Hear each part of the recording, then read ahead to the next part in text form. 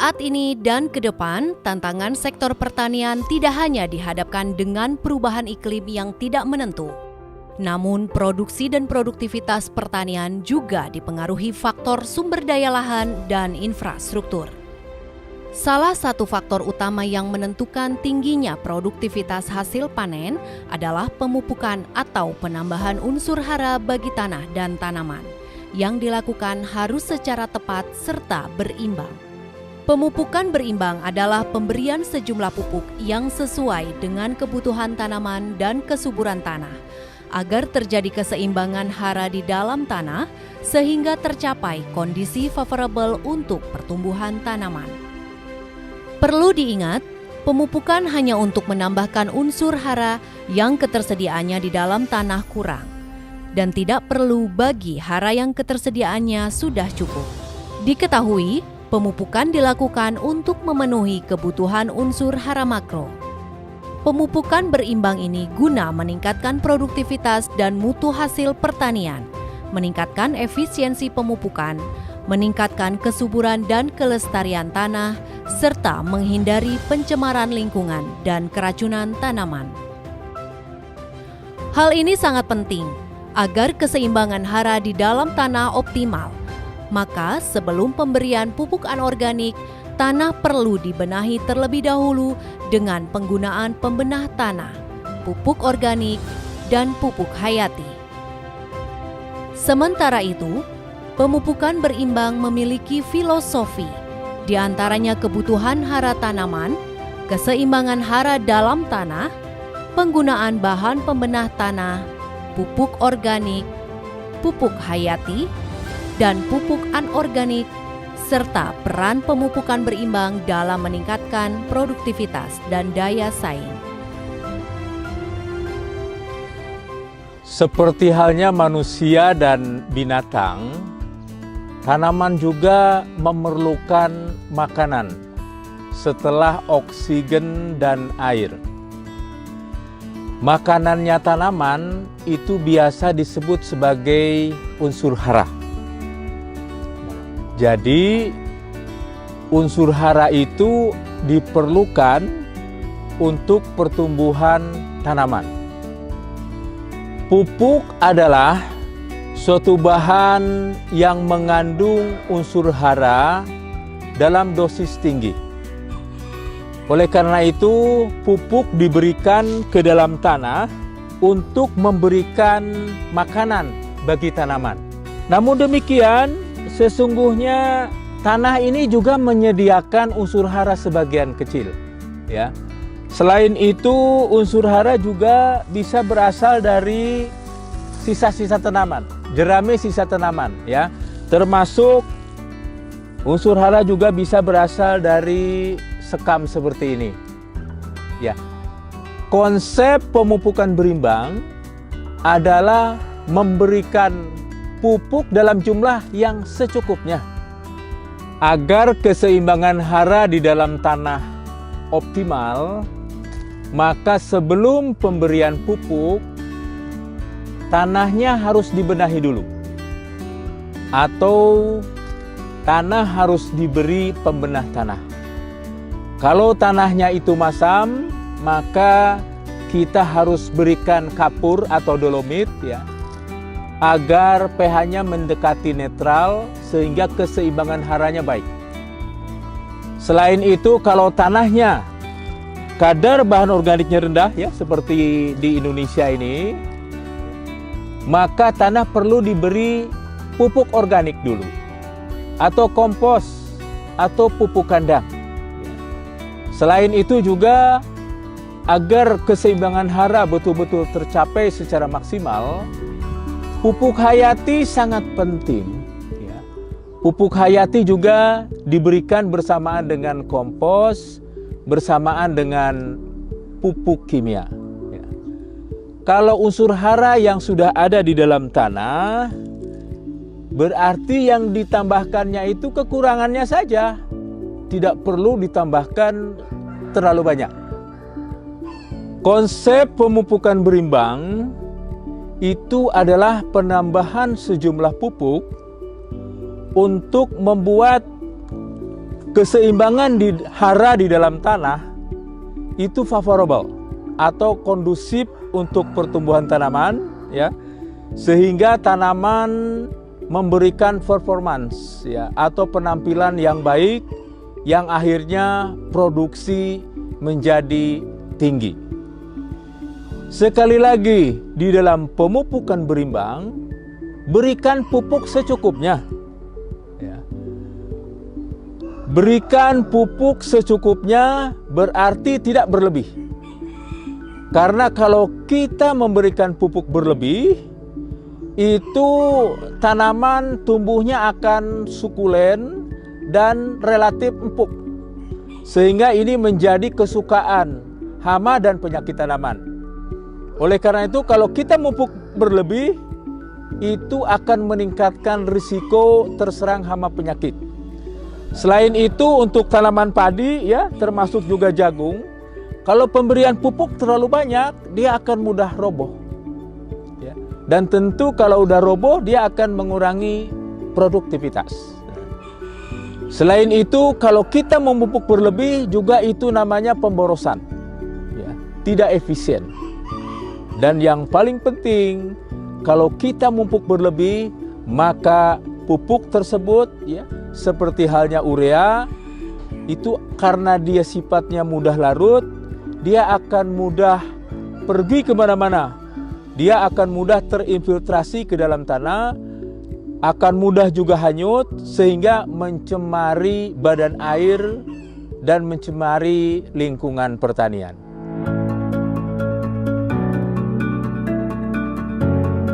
Kebutuhan unsur hara makro dan mikro dapat dipenuhi melalui penggunaan pupuk, baik berupa pupuk tunggal maupun majemuk dengan 5 tepat. Tepat jenis. Saat pemupukan harus tepat dalam menentukan jenis pupuk yang dibutuhkan oleh tanaman. Tepat dosis. Pemupukan sesuai dengan status hara tanah, kebutuhan tanaman, dan target hasil yang ingin dicapai. Tepat waktu. Saat pemberian pupuk yang baik hendaknya disesuaikan.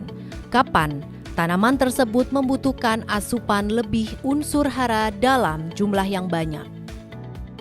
Tepat bentuk atau formula. Dalam pemupukan, formula atau bentuk pupuk harus sesuai dengan kondisi tanah dan kebutuhan tanaman. Tepat cara. Saat pemupukan, caranya harus benar. Jika salah, akan membuat pupuk terbuang sia-sia ataupun tercuci oleh air dan menguap sehingga tidak dapat diserap langsung oleh tanaman. Pemupukan berimbang harus sesuai dengan 5T, yaitu memperhatikan pupuk untuk jenis, dosis, waktu, bentuk, dan juga cara. Untuk jenis, misalnya kita mau memupuk N, di sana ada tersedia pupuk urea maupun ZA. Urea lebih cocok untuk Indonesia bagian tengah ke barat, sementara pupuk ZA cocok untuk Indonesia bagian tengah ke timur. Mengapa? Karena hubungannya dengan pH atau reaksi tanah. ZA cocok untuk tanah-tanah dengan pH di atas 6,5 ke atas. Kemudian T yang kedua adalah dosis. Takaran ini harus sesuai karena jika berlebih akan mencemari lingkungan, jika kurang maka potensi produksi padi tidak mencapai optimal. Dosis ini dapat ditetapkan dengan menggunakan alat bantu seperti perangkat uji tanah sawah, tanah kering, tanah rawa, dan juga dibantu untuk mengecek mutu dari pupuk tersebut menggunakan perangkat uji pupuk. Kemudian pemupukan harus sesuai dengan waktunya. Kapan harus dipupuk, yaitu misalnya pada umur di bawah 10 hari itu menggunakan pupuk jumlahnya lebih sedikit daripada di atas umur 10 hari. Nah, waktu di sini juga memperhatikan seperti pupuk N itu dipupuk sebanyak 3 kali karena N mempunyai sifat mudah larut dan mudah hilang. Pupuk N ditambahkan pada umur antara 5-10 hari, pemupukan pertama, pemupukan kedua itu antara umur 25 sampai 30 hari setelah tanam, dan untuk pemupukan 3 itu umur 40 sampai 45 hari setelah tanam. Kemudian untuk fosfor, pemupukan bisa dilakukan 1 kali pada awal tanam karena fosfor ini tidak akan hilang. Kemudian untuk pemupukan kalium itu dapat dilakukan 2 kali. Yang pertama yaitu bersamaan dengan urea umur 5 sampai 10 hari. Kemudian pemupukan kedua dilakukan pada umur 20 sampai 25 hari. Kemudian pemupukan harus tepat bentuk atau formulanya. Nah, di sini apakah petani menggunakan pupuk NPK tunggal atau menggunakan pupuk NPK majemuk? Masing-masing berbeda. Karena apa? Takaran harus disesuaikan. Yang kita hitung adalah unsur haranya. Di dalam buku acuan rekomendasi pupuk di sana sudah dihitungkan berapa padanannya antara pemupukan tunggal dan pemupukan majemuk. Pupuk majemuk saat ini yang berlaku atau yang disubsidi oleh pemerintah adalah NPK 15-15-15 dan NPK 15-10-12. NPK 15-10-12 ini adalah formula baru menyesuaikan dengan perubahan status hara tanah sawah di Indonesia terkini. Kemudian yang terakhir adalah bagaimana cara memupukkan yang baik. Apakah itu disebar kemudian dibenamkan, apakah disemprot, ini tergantung kepada jenis pupuknya atau targetnya. Untuk pupuk urea ini sebaiknya dibenamkan karena mudah hilang baik larut maupun menguap. Untuk pupuk yang lainnya disebarkan kemudian bisa dilakukan dengan menginjak-injak tanah agar masuk ke dalam area perakaran. Berbicara tentang pemupukan berimbang, Badan Litbang Pertanian telah menghasilkan produk-produk inovasi yang mendukung pemupukan berimbang. Ada di samping saya ini adalah perangkat uji tanah sawah untuk membantu penyusunan rekomendasi lahan sawah di Indonesia. Kemudian alat yang kedua adalah perangkat uji tanah kering untuk membantu penyusunan rekomendasi tanaman padi gogo. Kemudian yang ketiga ini adalah perangkat uji tanah rawa untuk mendukung penyusunan rekomendasi spesifik lokasi untuk lahan rawa. Dan apabila rekomendasi ini telah tersusun dengan baik, maka dibantu oleh perangkat uji pupuk yang berada di paling kanan ini adalah untuk mengetahui apakah pupuk yang diukur ini sesuai dengan kadar di dalam kemasannya. Dan juga ada alat bantu lain yang berupa buku acuan rekomendasi pemupukan NPK per kecamatan se-Indonesia. Masing-masing mempunyai fungsi yang berbeda-beda. Maksudnya adalah untuk perangkat uji ini adalah lebih spesifik lokasi yang dipergunakan oleh petani dan penyuluh, sementara buku dan peta ini adalah untuk acuan alokasi pupuk.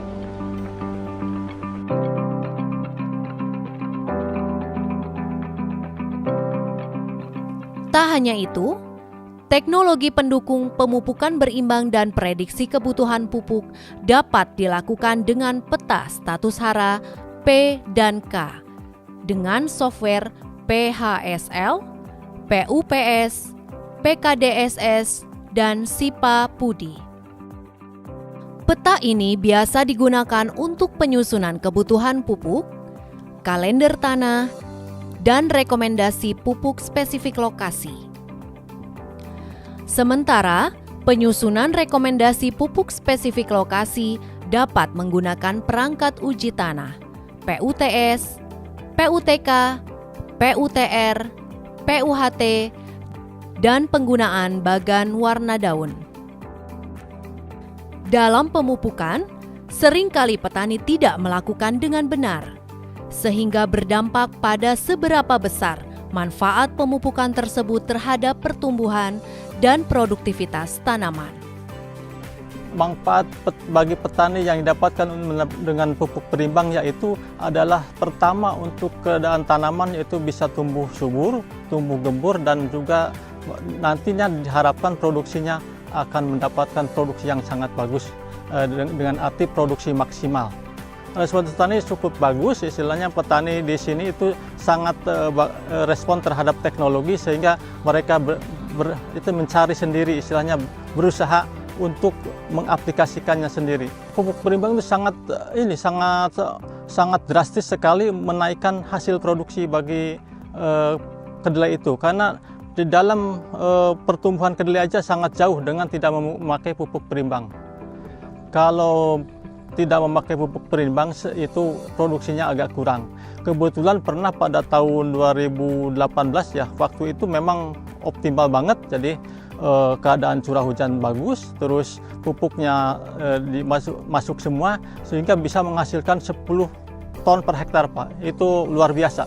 Pemupukan berimbang sejauh pengetahuan kami, yang pertama-tama sebelum kita melaksanakan pemupukan, diadakan juga uji tanah, ya. Uji tanah, kebutuhan atau apa yang dibutuhkan oleh tanah tersebut. Baru setelah diuji tanah, kami menyiapkan pupuk yang dibutuhkan para petani untuk kebutuhan tanaman. Yang pertama, manfaat itu adalah tambahannya hasil, ya. Tambahannya hasil itu manfaat dari pemupukan berimbang.